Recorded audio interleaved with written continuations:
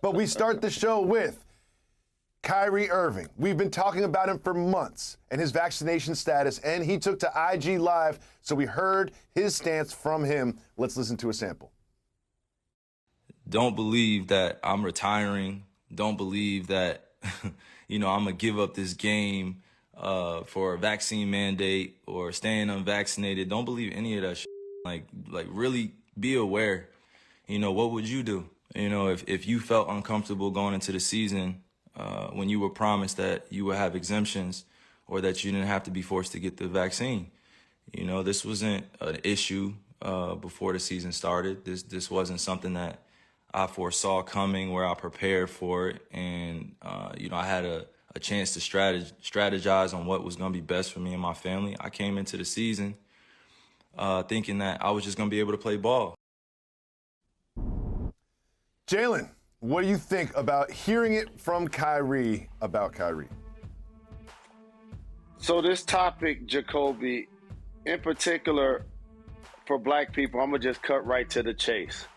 So, and rightfully so, in the United States of America, we've gained and garnered a distrust for a lot of public service officials, in particular law enforcement and the medical profession.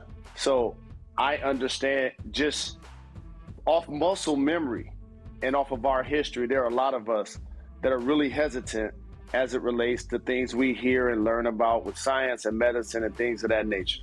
I had a grandfather, Big Daddy, who didn't want to go to a hospital. And one of his reasons why is at a time he grew up in the United States of America, his relationship was clearly different with the people in the hospital that did not look like him. But this is what I want to say about this topic. Kyrie Irving is not a victim either way. He's not being attacked either way. If he chooses not to get vaccinated, and again, that's his choice, he will still get 50% of his salary this year, which is around $18 million, and he remains unvaccinated, and that's okay. But whether he's vaccinated or unvaccinated, in this case, being unvaccinated does not make him a hero. Like, in so many cases, what we end up doing is, and rightfully so, when you've been a marginalized community, you like to see people rage against the machine. And so in this case, it seems like he's raging against corporate America by not getting vaccinated and taking that stance, which he has the right to take. And because he's taking that stance, he's allowed to keep that stance. But I don't look at it like when Colin Kaepernick took a knee before a football game during the national anthem, or like what Muhammad Ali did, the shoulders of the giants I stand on in front of me. We're conflating the scenarios. He's not a victim. He's not forced to be vaccinated. How about this, Jacoby? I like traveling abroad. I can't go without a passport. That's just the rule. It has nothing to do with me individually. That's just a standard rule. He works for a company, in this case, the NBA or the Nets, that requires him to be vaccinated in order to do his job.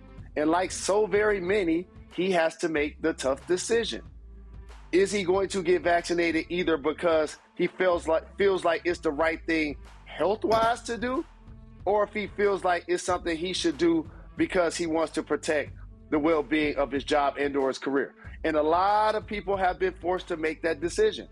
But in this case, he's not a poverty-stricken person that decides whether to take it or not, and now he's a hero. It's his choice. I support his choice. He's a fantastic, terrific, wonderful basketball player. I watched all 20 minutes of his IG Live, and I personally like Kyrie a lot. But in this case, anybody that feels like right now your course of action is not to be vaccinated, again, that's your choice.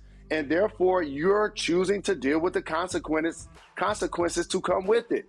And in this case, it's not be able to play basketball.